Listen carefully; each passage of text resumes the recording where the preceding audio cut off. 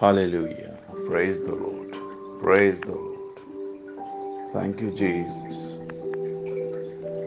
شکر گزاری ہے آج کے صبح کے لیے، خدا ان کے قوی اور بڑے ہوئے ہاتھ کے لیے جو قادر مطلق ہے، الفا اور اومیگا ہے، جو اپنی قدرت سے ہمیں سنبھالتا ہے۔ ہم اس کی شکر گزاری کرتے ہیں ایک نئی صبح کے لیے، چاہے ہم دکھ میں ہوں، سکھ میں ہوں، مصیبت میں ہوں، پریشانی میں ہوں، ان ساری ہی حالتوں میں ہمیں خدا ان کی ضرورت ہے، اور اس کے بنا ہم کچھ نہیں ہیں۔ اور آج زبور 6 اسی بات کی عکاسی کرتا ہے، اور زبور 6 میں ہم خدا ان کے بندہ کی ہر صورت میں، یعنی ہر سچویشن میں شکر گزاری کو اور اس کے اچھے پازیٹیو اقرار کو دیکھیں گے کہ وہ کس طرح اپنے خداوند خدا کو ہر سچویشن میں، ہر حالات میں یاد کرتا ہے، اور حالات یا سچویشن کیسی بھی ہو اس کے لیے خداوند ہی سپریم گاڈ ہے۔ یہ ہے وہ ایمان جو آپ کے حالات اور آپ کی سچویشن پر ڈیپینڈ نہیں کرتا، بلکہ یہ وہ ایمان ہے جو ہر صورتحال میں وفاداری، ایمانداری اور تابعداری کے ساتھ آگے بڑھتا رہتا ہے۔ زبور 6 کی پہلی آیت میں لکھا ہے، اے خداوند تو مجھے اپنے قہر میں نہ جھڑک، اپنے غضب و غضب میں مجھے تنبیہ نہ دے۔ اے خداوند مجھ پر رحم کر، کیونکہ میں پس مردہ ہو گیا ہوں۔ اے خداوند مجھے شفا دے، کیونکہ میری ہڈیوں میں بے قراری ہے۔ یہاں پر ہم دیکھتے ہیں کہ داؤد کا یہ مزمور دراصل ہر حالات میں، ہر سچویشن میں ہمیں خدا کے ڈسپلن اور خدا کی تربیت کی طرف راغب کرتا ہے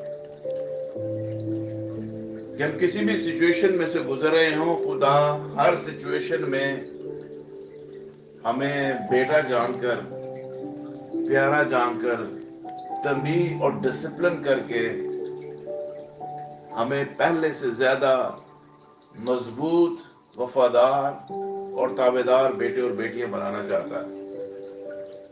اسی لیے اس زبور کو سمجھنے کے لیے انسان کی کتاب کا 3 باب اور اس کی 11 اور 12 آیت میں لکھا ہوا ہے، اے میرے بیٹے خداوند کی تنبیہ کو حقیر نہ جان، اور اس کی ملامت سے بیزار نہ ہو، کیونکہ خداوند اسی کو ملامت کرتا ہے جس سے محبت رکھتا ہے، جیسے باپ اس کے بیٹے کو جس سے وہ خوش ہے۔ ہاللیلویہ، پریز دی لارڈ۔ اگر ہم واقعی خداوند کی محبت کو جان جائیں اور سمجھ جائیں تو آپ یقین مانیں کہ یہ جو امثال کی کتاب کا حوالہ میں نے آپ کے سامنے پڑھا ہے، امثال 3 کی 11 اور 12، کہ خداوند ہمیں بیٹا جان کر تنبیہ کرتا ہے، اس لیے وہ کہتا ہے اس تنبیہ کو حقیر نہ جان۔ ہر سچویشن میں خدا جب ہمیں سکھا رہا ہوتا ہے تو وہاں پر ہمیں تابعداری اور فرما برداری کے ساتھ اس سچویشن میں خداوند کے نام کو جلال دینے کی ضرورت ہے، بجائے اس کے کہ ہم بڑبڑائیں، شکوہ اور گلہ کرنا شروع ہو جائیں۔ کسی بھی سچویشن میں سے جب ہم گزر رہے ہوں تو کیوں لکھا ہر بات میں خوش رہو، ہر بات میں شکر گزاری کرتے رہو۔ وجہ یہی ہے پیچھے کہ خداوند کسی بھی سچویشن سے جب ہمیں گزار رہا ہوتا ہے یا ہم گزر رہے ہوتے ہیں تو وہاں پر خداوند کے کسی نہ کسی لیسن کو سیکھنے کی، سبق کو سیکھنے کی ضرورت ہوتی ہے۔ اور جب یہاں پر لکھا ہے میرے بیٹے خداوند کی تنبیہ کو حقیر نہ جان اور اس کی ملامت سے بیزار نہ ہو، यानी वो जो हमें डिसिप्लिन कर रहा है, वो जो हमें सिखा रहा है, वो हमारी बेहतरी के लिए। आपको पता है गो बनी इस्राइल कौम 400 साल की गुलामी में चली गई, लेकिन उसमें भी वहां बहुत कुछ सीखने को था। गैर मबूदों और गैर कौमों के दरमियान खुदा ने रखकर बनी इस्राइल कौम को सिखाया, तंबीह की, तरबियत पजीर किया, डिसिप्लिन किया, और वो गुलामी का घर उनके लिए आगे आने वाली हमेशा की जिंदगी में एक नमूना, एक मॉडल बन गया, जिसके वसीला से वो खुदावंद की बेहतरीन चुनी हुई कौम बनकर बाहर निकले। मेरी पिछले दिनों एक जूश से मुलाकात हुई हॉलैंड के अंदर, और मेरी बातचीत तो उसने कहा कि हम इस 400 साल की गुलामी को एक बरकत समझकर रिसीव करते हैं। उस वक्त तो हमें समझ नहीं आ रहा था, लेकिन आज हमें समझ आता है कि खुदा क्यों हमें उस कठाली में से या उस तकलीफ की चक्की में से पीस रहा था। इस वजह से कि ताकि हम आने वाले वक्तों में दुनिया के नंबर 1 खुदा की चुनी हुई कौम बनकर उभरे। मैं एक जूश के साथ काम करता हूं, और आप यकीन मानो कि वो 16-16 घंटे, 18-18 घंटे काम करने के बाद भी नहीं थकते। मैंने पूछा, यार इतना इतना ज्यादा काम करते हो, आप उकता नहीं जाते? उसने कहा कि नहीं, खुदावंद ने हमें 400 साल की गुलामी में रखकर यही चीज हमें सिखाई थी, हमें डिसिप्लिन किया, हमें तरबियत पजीर किया कि जब तक कोई कुछ कर ना ले, जब तक कोई मेहनत ना कर ले, वो खाने का भी नहीं है। अब ये आयत हमें समझ में आती।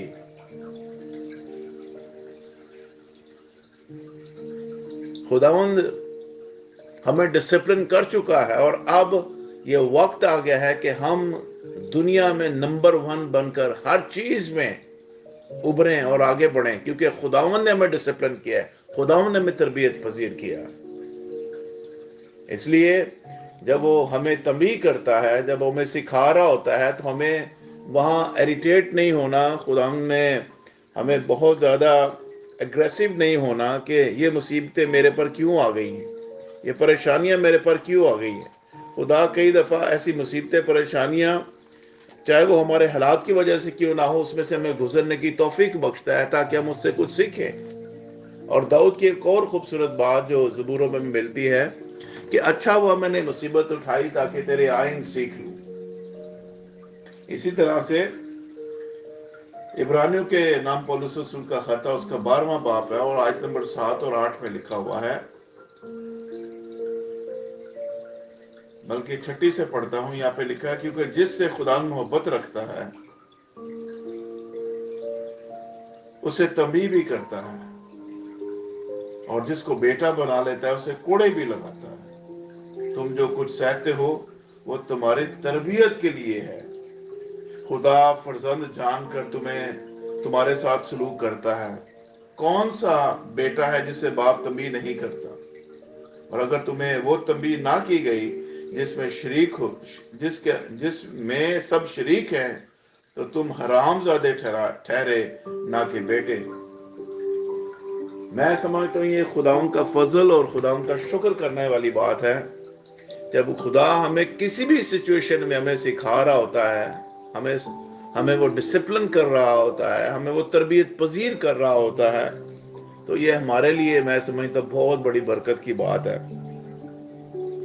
और ये जो इब्रानियों 12वां बाब है, ये खुदा हमारा बाप है, इसका ये टाइटल है। और जब खुदा एज ए बाप बनकर हमसे ट्रीट करता है, तो वो हमें किसी भी तरह से एक बागी बेटा, नाफरमान बेटा या ऐसा बेटा नहीं देख सकता जो लूजर हो, जो शिकस्त खुर्दा हो, बल्कि वो हमें कामयाब तरीन बेटा और बेटी देखना चाहता है, जिसकी वजह से वो हमें तरबियत करता है, जिसकी वजह से वो हमें कोड़े भी लगाता है, जिसकी वजह से वो हमारे साथ ऐसा सलूक करता है ताकि हम हरामजादे ना कहलाए, बल्कि खुदा के बेटे होने के नाते से हम इस दुनिया में सक्सेसफुल, کامیاب ترین بیٹے اور بیٹیاں بن سکیں۔ اس کے لیے داؤد نے آیت نمبر 3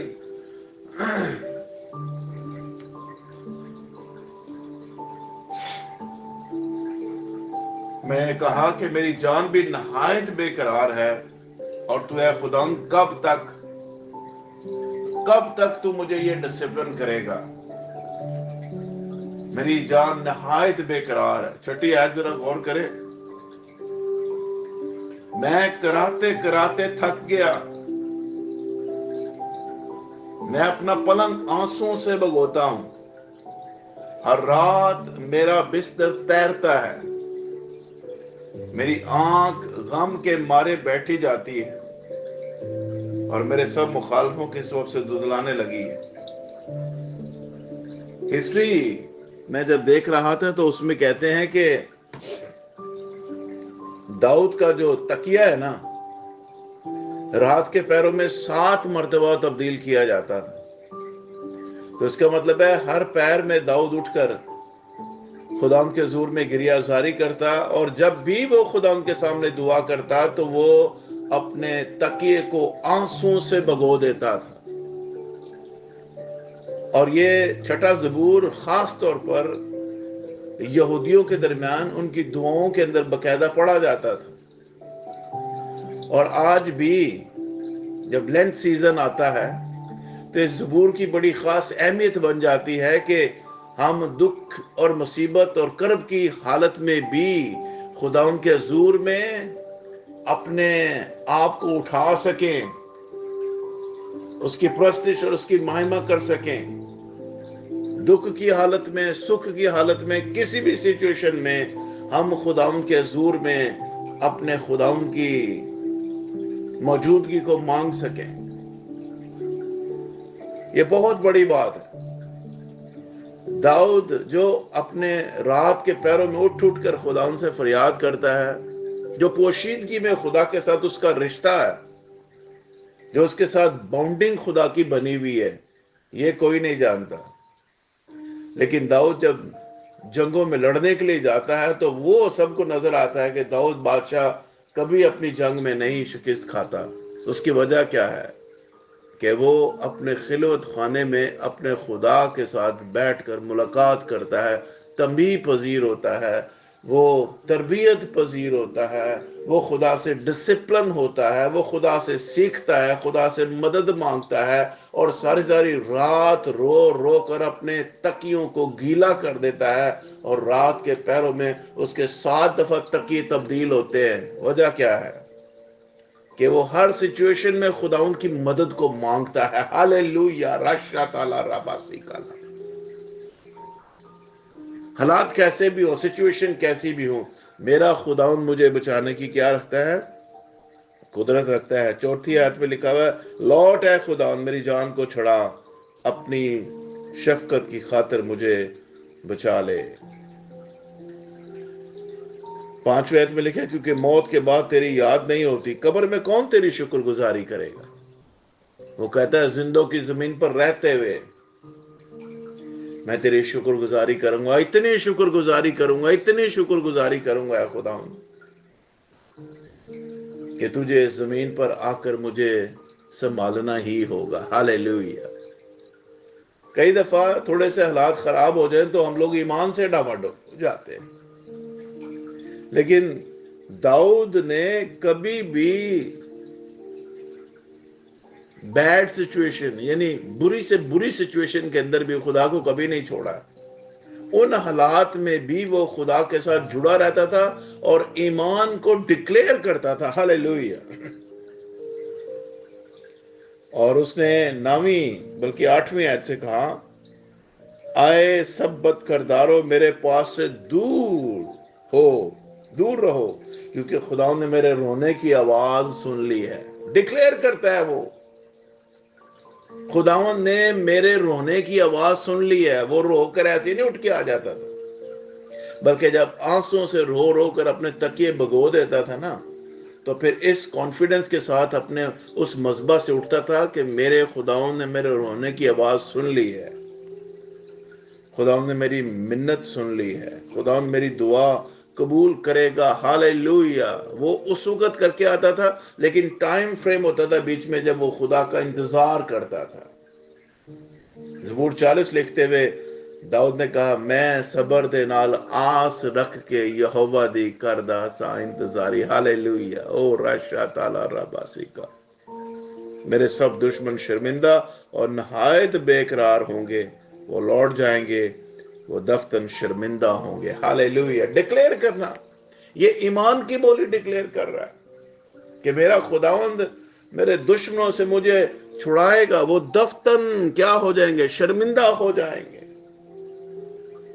اور جب بھی وہ دعا سے اٹھتا ہے کانفیڈنس کے ساتھ اٹھتا ہے, مکمل تقوی اور بھروسے کے ساتھ اٹھتا ہے, امید اور ایمان کے ساتھ اٹھتا ہے کہ میرے خداوند نے میری دعا کو سن لیا اور وہ ضرور اس کا جواب دے گا. ہاللیلویا. خدا کا شکر, اس کی تعریف ہو جس نے ہمیں یہ زبور دیا. اور یہ زبور لکھنے کا ایک اور بھی مطلب ہے کہ ہر ایماندار اپنے ہر دور کی سچویشن اور حالات میں اپنے خداوند پر تکیہ اور بھروسہ کرنا سیکھے. اور اسی لیے یہ یہودیوں کے درمیان بھی اور کرسچن کمیونٹی کے درمیان بھی یہ زبور 6 بڑی اہمیت کا حامل ہے. اور خداوند کا شکر ہو اس بات کے لیے کہ مجھے اور آپ کو بھی اس سچویشن اور کسی بھی سچویشن میں خدا کے سامنے جانے کا جو فضل اور توفیق ملتی ہے, اس کا یہ خوبصورت پیٹرن ہے. یہاں سے ہم بہت کچھ سیکھ سکتے ہیں. جب اس کو آپ بڑے دھیان سے پڑھیں گے چیزوں کو تو یہ آپ کے لیے برکت کا باعث ہوگی. خداوند آپ سب کو آج کے کلام کے وسیلہ بڑی برکت بخشے. آمین. And God bless you.